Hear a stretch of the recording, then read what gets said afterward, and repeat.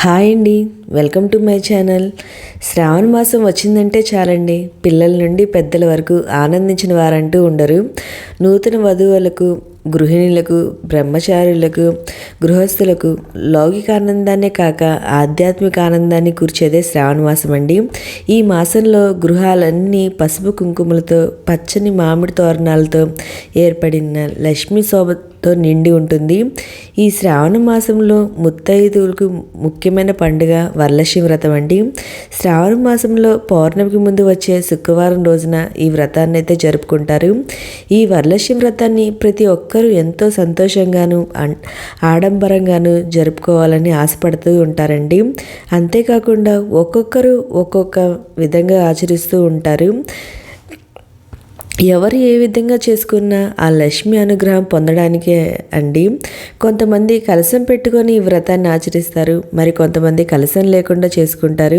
నేను ఇప్పుడు కలశం లేకుండా తేలికగా ఈ వరలక్ష్మి వ్రతాన్ని ఎలా చేసుకోవాలో చూపించబోతున్నానండి. మనం ఏ విధంగా పూజ చేసాము అన్నది కాదండి, ఎంత భక్తితో శ్రద్ధతో పూజ చేసుకుంటున్నాము అన్నదే ముఖ్యమండి. ఈ వరలక్ష్మి వ్రతము రోజున ఉదయాన్నే నిద్రలేచి తలస్నానం ఆచరించి ఇల్లు వాకిలిని చక్కగా పసుపు కుంకుమలతో, ముగ్గుతో చక్కగా అలంకరణ అనేది చేసుకోవాలి. గడపలకి మామిడి తోరణాలు అనేది, గుమ్మాలకి మామిడి తోరణాలు అనేది కట్టుకోవాలండి. ఇల్లు వాకిలి ఎంత అందంగా అలంకరించుకుంటే అమ్మవారు అంత సంతోషిస్తూ మన ఇంట్లోకి అనేది అడుగు పెడతారండి. ముందుగా ఈ వరలక్ష్మి వ్రతానికి ఉదయాన్నే తలస్నానం చేసి మనం పూజకి కావాల్సిన నైవేద్యాలన్నీ సిద్ధం అనేది చేసుకోవాలి.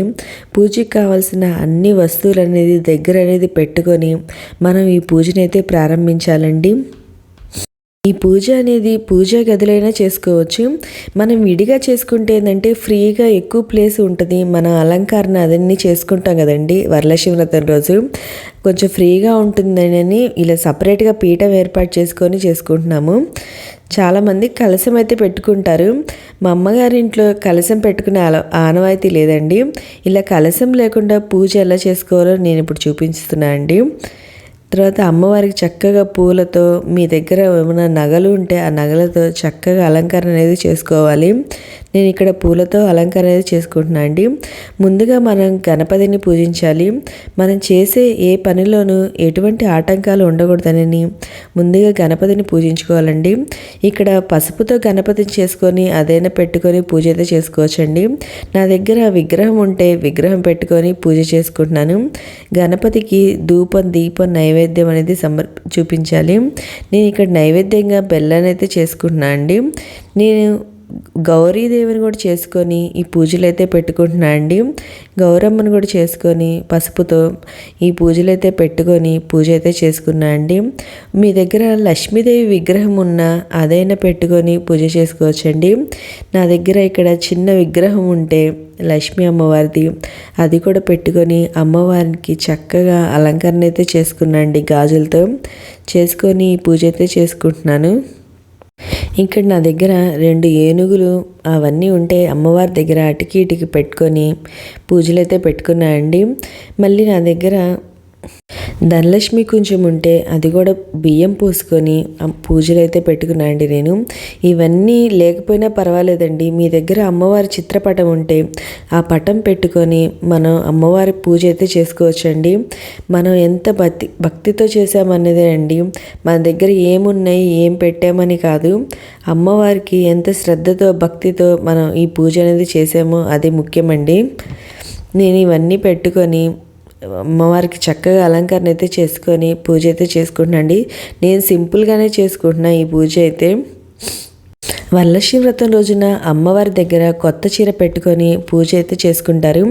ఇక్కడ నేను చీర, జాకెట్ ముక్క, తాంబూలం పెట్టుకొని అమ్మవారి దగ్గర అయితే పెట్టుకున్నా అండి. ఒకవేళ మీరు చీర పెట్టుకునే కుదరకపోతే మీ దగ్గర బ్లౌజ్ పీస్ ఉన్న బ్లౌజ్ పీస్ పెట్టుకొని, లేదా తాంబూలం బ్లౌజ్ పీస్ మీద పెట్టుకొని అలా అయినా పూజ చేసుకోవచ్చు. లేదు అది కూడా కుదరదు అనుకునే వాళ్ళు ఉట్టి అమ్మవారికి తాంబూలం అనేది, పసుపు కుంకుమ తాంబూలం ఇవన్నీ ఇచ్చి పూజలు అయితే పెట్టుకోవచ్చు అమ్మవారికి. నేను ఇక్కడ ఒక చీర, బ్లౌజ్ పీసు, తాంబూలం అయితే పెట్టుకున్నానండి. తర్వాత అమ్మవారి దగ్గర పూజ అనేది అమ్మవారిలో అష్టోత్తరం చదువుకుంటా ఈ పూజ అయితే చేసుకున్నాండి. మన అమ్మవారి అక్షింతలు చల్లుకొని చేతులు అక్షింతలు పట్టుకొని అమ్మవారి వ్రత కథను, వరలక్ష్మి వ్రత కథను చదువుకోవడం కానీ వినడం కానీ ఈరోజు అయితే చేయాలండి. ఒకవేళ ఆ రెండు కూడా కుదరని వారు అమ్మవారిని తలుచుకుంటా ఈ పూజ అయితే చేసుకోవచ్చు. నేను ఇక్కడ అక్షింతలని చేతిలో పట్టుకొని వరలక్ష్మి అమ్మవారి వ్రత కథను అయితే చదువుకున్నాను అండి. ఈ వ్రత కథ అయిపోయిన తర్వాత ఆ అక్షింతలు అమ్మవారి మీద చల్లాలి. చల్లిన తర్వాత మన పూజ అనేది పూర్తవుతుందండి. వ్రత కథ చదివిన తర్వాత పూజ అనేది పూర్తవుతుంది. పూర్తయిన తర్వాత మన అమ్మవారికి నైవేద్యం అనేది సమర్పించి అమ్మవారికి కర్పూర హారతి అనేది ఇవ్వాలండి. కొబ్బరికాయ కొట్టుకొని కర్పూర హారతి అనేది సమర్పించాలి. ఇవన్నీ అయిపోయిన తర్వాత మనం పూజ అనేది కంప్లీట్ అనేది అవుతుందండి. మన పూజ అయిపోయిన తర్వాత మనం ముత్తైదులకి అంటే ఒకరికి కానీ, ముగ్గురికి కానీ, 5గురికి కానీ ఇలా తాంబూలం అయితే ఇవ్వచ్చండి. ఒకవేళ ఉదయం కుదరని వాళ్ళు సాయంత్రమైన పిలిచి తాంబూలం అనేది ఇవ్వడం ఆనవాయితీ అయితే ఉంటుందండి. మా అమ్మగారు అలా పిలిచి ఇచ్చేవాళ్ళు. నాకు అలా తెలుసు ఇలా ఇవ్వాలని.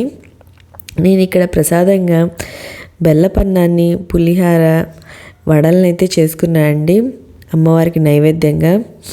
ఒకవేళ మీకు వరలక్ష్మి వ్రతం రోజున పూజ చేసుకోవడం కుదరపోతే తర్వాత వచ్చే శుక్రవారాలు అంటే శ్రావణ మాసంలో వచ్చే 3వ శుక్రవారం, 4వ శుక్రవారం ఉంటుంది కండి. ఆ రోజుల్లో అయినా మనం ఈ పూజ అయితే చేసుకోవచ్చండి. కొంతమందికి డేట్ రావడం, పీరియడ్స్ ఆ టైంలో కుదరపోవచ్చు చేయడము వ్రతాన్ని. తర్వాత అయినా మనం ఈ వ్రతం అయితే చేసుకోవచ్చండి. ఈ అమ్మవారికి ఎంత భక్తితో శ్రద్ధతో మనం పూజిస్తామో ఆ అమ్మ మనకి అంత కరుణ, అష్టైశ్వర్యాలు, ధనప్రాప్తి, ఉద్యోగ ప్రాప్తి అన్నీ చేకూరుతాయండి మన వ్రతం అనేది చేసుకుంటే. ప్రతి ఒక్కరూ తప్పకుండా ఈ వరలక్ష్మి వ్రతం అయితే చేసుకోండి. సింపుల్గానే చేసుకోండి. మీకు అంత చేసుకోవడం కుదరలేకపోతే సింపుల్గానే అమ్మవారి పటం పెట్టుకొని దీపారాధన చేసుకొని వ్రత కథ వింటా ఈ పూజ అయితే చేసుకోవచ్చండి. కొంతమందికి ఈ వరలక్ష్మి వ్రతం చేసే ఆనవాయితీ అనేది ఉండదండి. ఇది వ్రతం కిందకి కాకుండా ఇది పూజ కిందకైనా మనం చేసుకోవచ్చు. వ్రతం అంటే ఏంటంటే అది కలశం పెట్టుకొని చేసుకోవడం అలానే భావిస్తూ ఉంటారు. అలా కాదండి, కలశం లేకుండా అయినా మనం ఇలా పూజలాగా, లక్ష్మీ అమ్మవారి పూజలాగా మనం ఆ రోజైతే చేసుకోవచ్చు. ఓకే అండి, మీకు ఈ వీడియో నచ్చితే లైక్ చేయండి, మీ ఫ్రెండ్స్ అండ్ ఫ్యామిలీ మెంబర్కి షేర్ చేయండి. Thank you for watching.